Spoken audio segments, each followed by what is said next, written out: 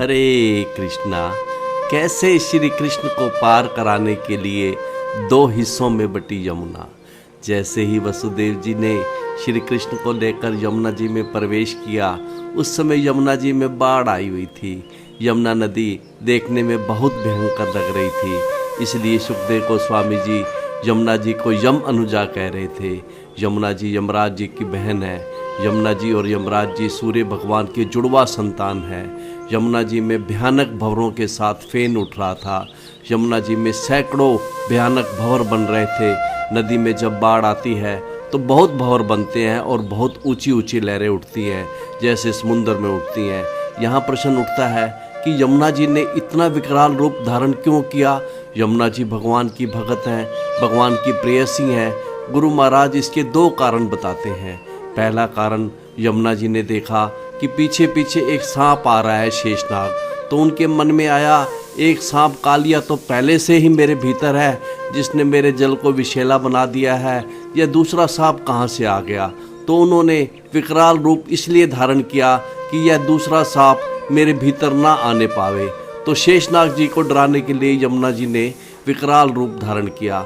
दूसरा कारण यह है कि यमुना जी भगवान के चरण छूना चाहती थी। यमुना जी की गंगा जी से बहुत प्रतिस्पर्धा रहती है कि यह भगवान के चरणों से निकली हैं, इसलिए लोग इनकी महिमा को ज़्यादा मानते हैं। मैं भी भगवान के चरण छूऊंगी ताकि मेरी भी महिमा रहे। जैसे ही वसुदेव जी घुसे यमुना में तो पानी छाती तक आ गया।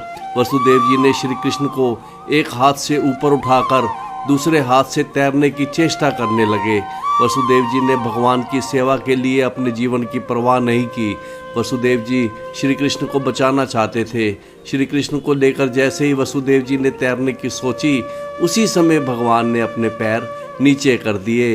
यमुना जी ने भगवान के पैर छू लिए, चरण पखार लिए। इसके बाद यमुना जी बिल्कुल शांत हो गई। दोनों तरफ जल की दीवारें खड़ी हो गई।